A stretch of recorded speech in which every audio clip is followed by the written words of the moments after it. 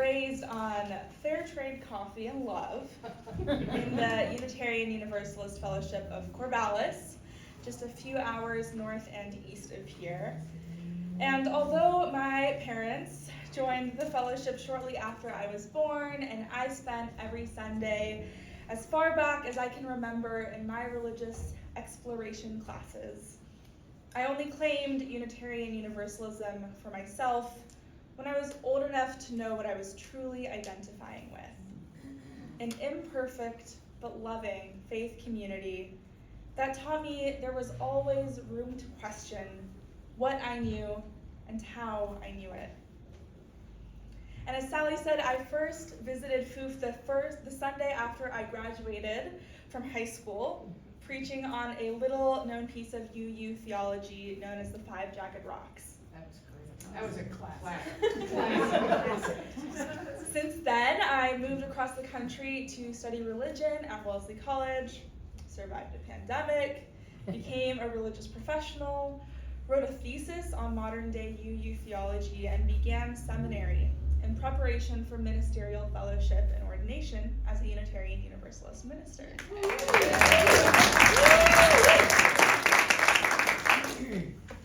And FUUF has been an integral part of my journey, and it's really good to be back with you all here today.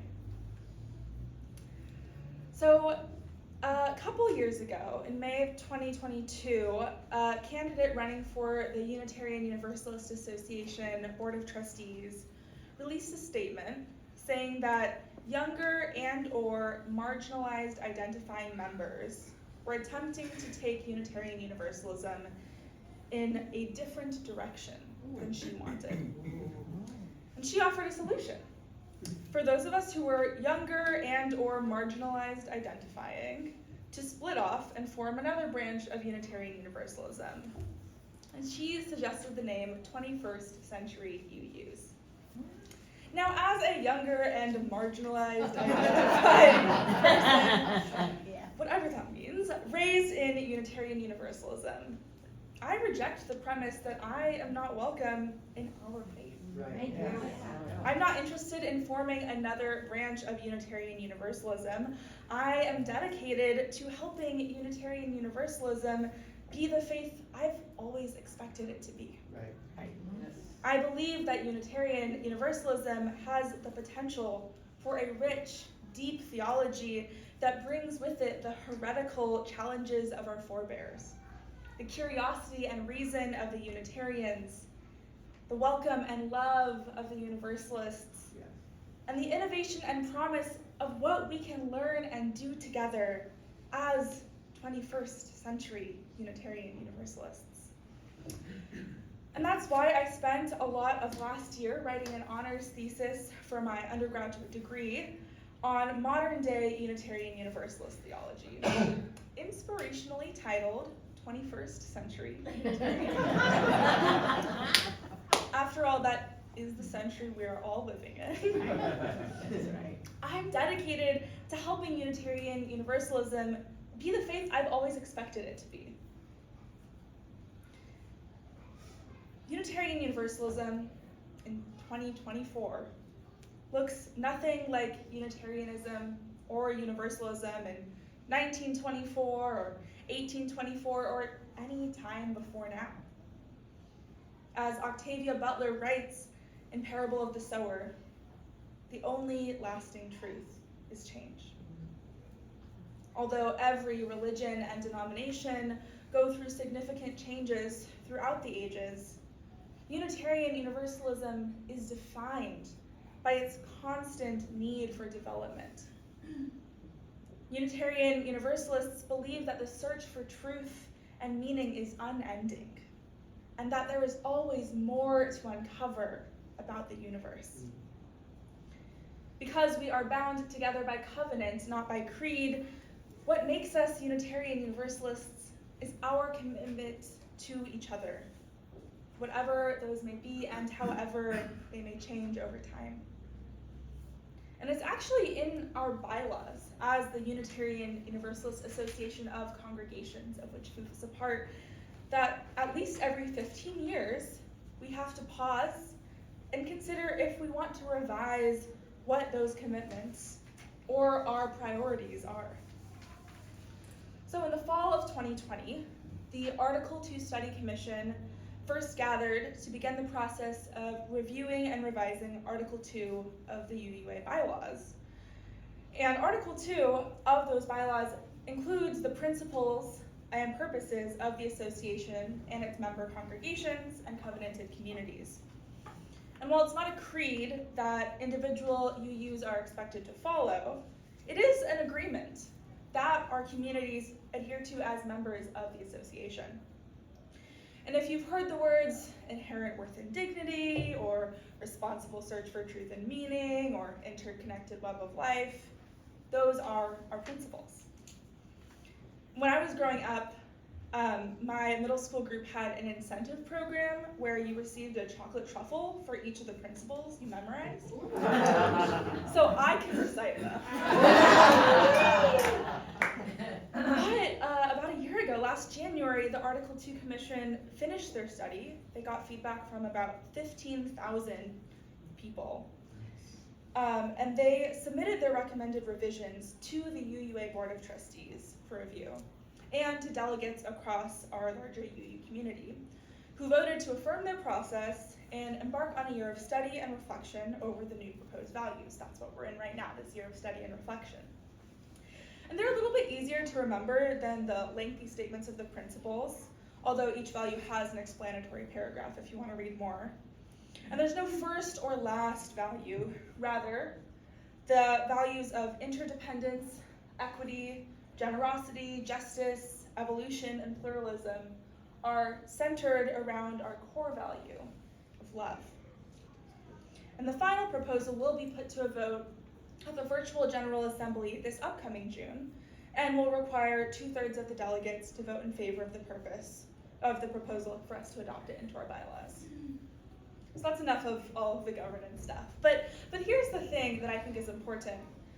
Now, the principles and purposes of this association of congregations, of which we are a part, although they've taken on a life of their own in the past several decades, remain first and foremost part of an institutional contract that must comply with Massachusetts state law, because that's where the UUA is incorporated.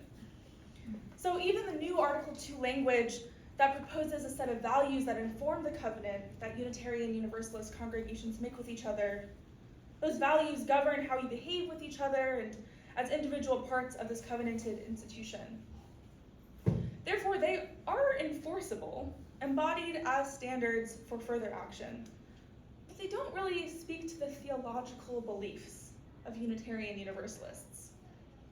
They say nothing about Unitarian Universalist beliefs of the divine, or of good and evil, or of life's purpose. Unitarian Universalism in the 21st century still lacks a concrete statement of faith that defines us as a faith community, and not simply a social gathering or a lecture series. Our theology does not and cannot stop at our bylaws. Now, Unitarian Universalists have been trying to define ourselves from the very beginning. In the 1975 report by the Commission on Appraisal to the General Assembly of the 15-year-old Unitarian Universalist Association, they wrote, "Some of us have the feeling that if we could only achieve a consensus on our core beliefs, this would help pull us together and enable us to present our case to the world. Some feel that our inability to state where we are theologically is the root cause of our failure to meet the high aspirations with which our association was founded." That was in 1975. Now, today you can ask any Unitarian Universalist to define Unitarian Universalism, and you'll most likely get a sputtering, rambling answer. At any UU gathering, the elevator pitch workshop, always in high demand. And most of us fall back on a summary of the 7 principles. You know, we explain that we believe in the inherent worth and dignity of every person, and each person's right to their own free and responsible search for truth and meaning. And okay, someone might respond, but what do you believe? Now, Christian theologian Paul Tillich understands revelation as the manifestation of what concerns us ultimately. One through line of our Unitarian and Universalist roots has been our never-ending search for truth and meaning. In James Luther Adams' 5 Smooth Stones of Liberal Religious Tradition that inspired Unitarian Universalism's 5 Jagged Rocks, which I spoke about several years ago, Adams begins with the assertion that religious liberalism depends first on the principle that revelation is continuous. Meaning has not been finally captured. And this statement is in direct opposition to traditional Christian beliefs whose conception of revelation is tied to the Bible and to Jesus Christ. For Unitarian Universalists, Jesus and his teachings are a singular source of truth, but not the ultimate one. And because each of us come to the table with our own identities and life experiences, neither our search for truth nor our attempts to answer it will be the same. There is no one shared ultimate concern in Unitarian Universalism unless that concern is for the search itself. One person I talked to for my thesis, one of my friends from Corvallis, put it best when he explained, "I think asking the questions is a part of my spiritual journey, but I don't think answering them is." It's not the discovery of truth and meaning, but the search for it that brings us together. And because each of us approaches truth and meaning in our own unique ways, it makes sense that direct experience has always been a priority for Unitarian Universalists. Ecofeminist Yvonne Gabarra maintained that our life experience is our first teacher, and Unitarian Universalists uphold that sacred truth. Our first source, direct experience of that transcending mystery and wonder, moves us to an openness to the forces which create and uphold life, recognizes the sacred moments each of us have as individuals and in community. And for me, it's my own experiences with the divine that have most shaped my spiritual identity.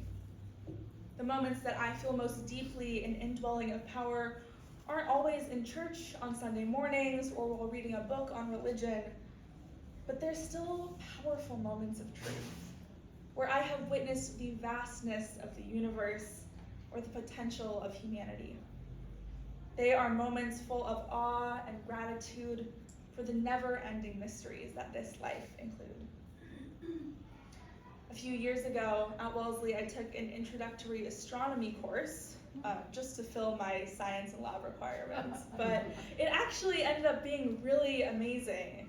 It was very different from the classes I'm usually in as a religion major, but it was also really similar too.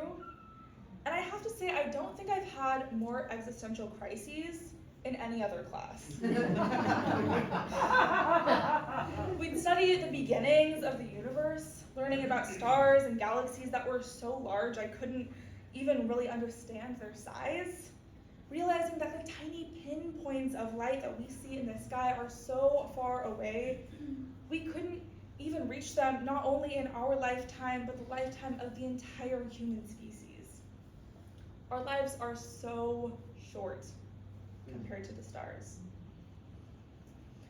Author, scientist, and scholar of traditional ecological knowledge, Robin Wall Kimmerer, writes that time as objective reality never made much sense to me. It's what happens that matters. How can minutes and years, devices of our own creation, mean the same thing to gnats and to cedars? 200 years is young for the trees whose tops this morning are hung with mist. It's an eye blink of time for the river and nothing at all for the rocks. The rocks and the river and these very same trees are likely to be here in another 200 years if we take good care. As for me, and that chipmunk, and the cloud of gnats milling in a shaft of sunlight, we will have moved on. Many of us are called to Unitarian Universalism because of the freedom to seek understanding and truth in our own way. But sometimes it can be overwhelming, especially as I've been in my first semester of seminary. I don't have to just research rabbinical laws or read all of the Gospels or study the Quran. I have to do like a little bit of each of those things. And it's really intimidating, for sure, and sometimes exhausting. But for me, I find that the freeing part isn't just admitting that I don't know everything, it's that I never will. And that might be scary for some of you, but I also hope that it provides you with some inner peace. You don't know everything, and you never will. And that's okay.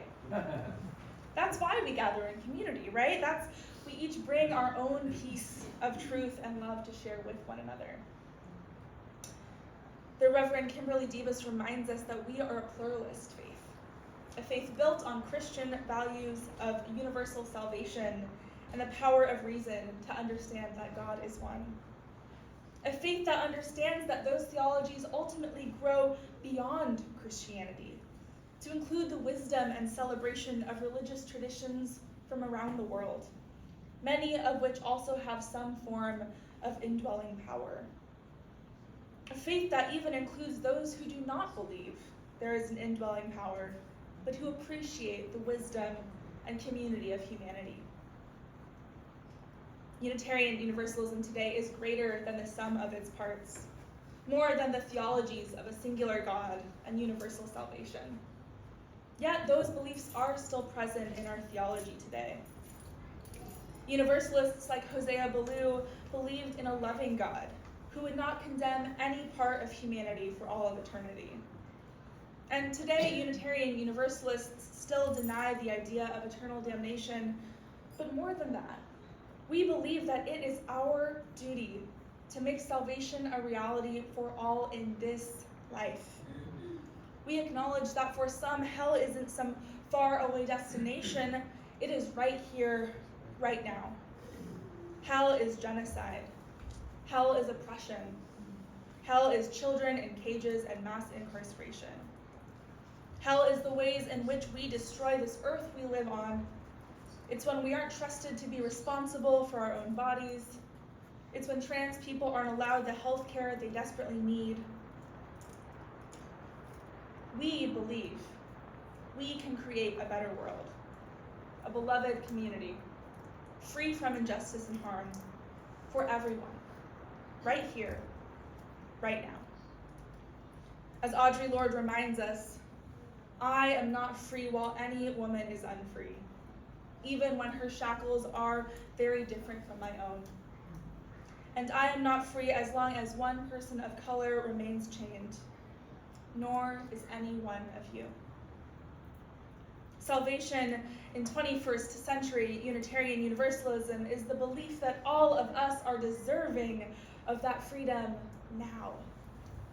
And perhaps more importantly, it's the belief that, as the Reverend Julian Jamaica Soto puts it, all of us need all of us to make it.